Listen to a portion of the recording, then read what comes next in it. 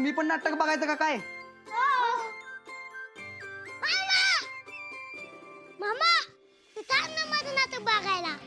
आणि मला सांग माने बाबा उद्या आजोळे येतील ना? म्हणजे माझे माने बाबा उद्या आजोळे येणार नाहीत का? माझे सरकार, तुम्हाला मी काय म्हणलेलं? नो फिअर व्हेन मामा इज हिअर. म्हणजे आपलं काम झालं.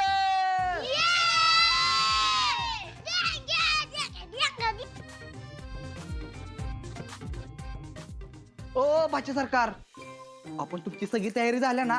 नाही म्हणजे तुम्ही मा आणि बाबांना एकत्र कसं आणणार? नक्की करणार काय आहे तुम्ही? अगं मामा त्यासाठी तर मी इथे जमलोय. तू पण थांब बघा, मी दाखवतो. काय दाखवतो? आणि काय हो, काय चाललंय तुमचं नेमकं? हे अगं मम्मा माझे मित्र आलेत आणि खेळणार आहोत. हे असं? मोना, अगं अमोल एक नाटक सादर करणार आहे, ते बघायला जमलेत पोरं. कसलं नाटक? आता मला काय माहित, आणि तुला काय करायचं असतं का बारक्या पोरांचं?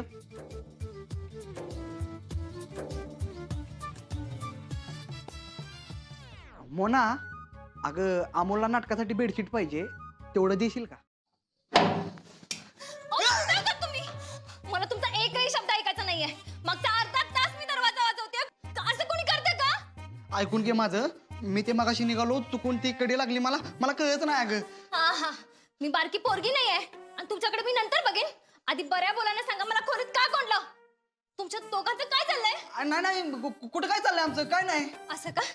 तुम्ही नाही सांगणार मला? ठीक आहे, अगं कुठे चालली तू मोना? फोन करते कलेक्टर मॅडमना. दीदीला? हो, त्यांना सगळं खरं खरं सांगते. आजगावरून आल्यापासून जे हे काही चाललंय ना तुमचं, ते सगळं त्यांच्या कानावर घालते मी. अगं मोना, खरंच काय चाललं नाही आमचं. त्याचं छडं वंचच चावतील आणि तेही त्यांच्या पद्धतीने. अगं थांब की बाया, लगेच कुठं ते तिकडे जातीस? मी सांगतो की तुला सगळं. आता कसं? सगळं सांगा मला खरं खरं. सांगतो बाया, हा. पण तू कुणाला सांगायचं नाही काय? मी कशाला सांगू? आता लवकर बोला. आणि अजून एक, मी तुला आत कोंडलं म्हणून तू माझ्यावर चिडायचं नाही. त्याची शिक्षा तर मी तुम्हाला अशी देणार आहे ना, तुम्ही बघाच. आता बोला. म्हणून अगं ते मला 500 रुपये द्या. 500 रुपयाचा काय संबंध? तुम्ही 500 रुपये देता की दीदीला कॉल करू? देतो. द्या. हा, आता बोला. आपल्या मुला माहित आहे त्याचे बाबा कोण आहे. पुढे बोला. काय काय म्हटलं तुम्ही? आम्हाला माहित आहे त्याचे बाबा कोण आहेत. तो दोघांना एकत्र आणणार आहे, ते पण आसगावात. आमचा प्लॅन झालाय, आम्ही पण आसगावला जाणार आहे. कधी जाणार आहे तुम्ही तिकडे? उद्या. उद्या सगळा गुंता सुटेल आणि आपल्या आम्हाला त्याचे आई बाबा एकत्र भेटतील बघ. मोना, सॉरी. सॉरी काय सॉरी? ते पोरगा एक लहान आहे, त्याला अक्कल नाही, पण तुम्हाला तरी आहे ना? असं कोणी करते का? मोना, अगं त्याला नाही म्हणता येत नाही ग मला. हो, त्याला काहीही वाटेल, पण आता त्यांचं लग्न ठरलेल ना, आणि हे सगळं केल्यामुळे त्यांची भांडणं होणार नाहीत का परत? अहो, त्यांचं ठरलेलं लग्न मोडलं पाहिजे. मोना, दीदी आणि दाजी एकत्र आले पाहिजेत. काय बाई, त्या दोघांना सोडून अख्ख्या जगाला वाटतंय एकत्र आले पाहिजे म्हणे. मोना, अगं समजून घे की जरा तू. आम्हालाच त्यांना एकत्र आणू शकतो. मोना, तू प्लीज कुणाला काय सांगू नको. वाटल्यास मी तुला पाहिजे ती देतो, पण तू कुणाला काय सांगू नको. पाहिजे ते हो बघा. हो मोना, अगं आम्ही सगळा प्लॅन केलाय ग. उद्या दीदीला आणि दाजींना आम्ही आसगावला पण बोलवलंय. फक्त तू कुणाला काय बोलू नको. तुला माझी शपथ आहे, तुला तुझी शपथ आहे. मी सांगेन मला काय पाहिजे ते, पण तुम्ही दिलं पाहिजे. हा, हो.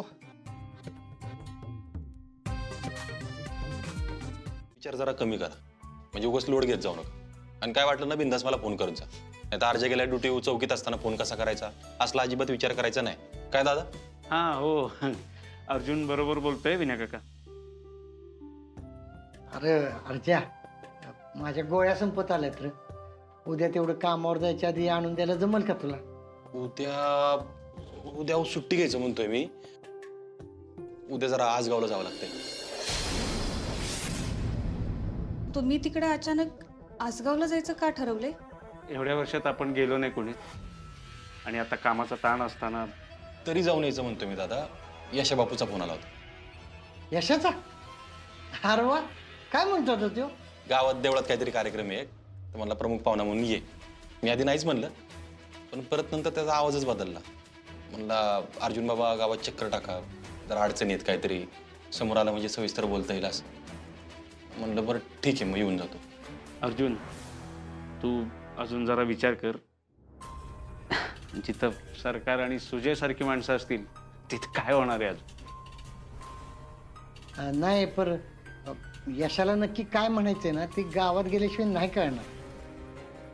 पण भाऊजी, तुम्ही तिकडे गेलात आणि सरकार किंवा सुजय भाऊजी भेटले तर तुमचा अख्खा दिवस खराब होईल अहो. असं काय नाही होणार होईल. ज्या लोकांना मी किंमतच देत नाही ना, त्यांच्या असण्याने नसण्याने काय फरक पडत नाही. समोर आले का नाही आले मला काय फरक पडत.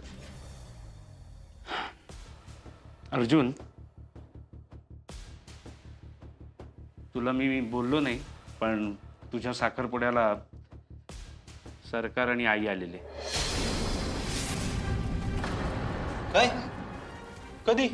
आणि आलेले, मी त्यांना बाहेरूनच जायला सांगितलं. इतक्या वर्षांनी अर्जुनच्या आयुष्यात काहीतरी चांगलं होतंय, त्याच वेळेला परत इथं आलात.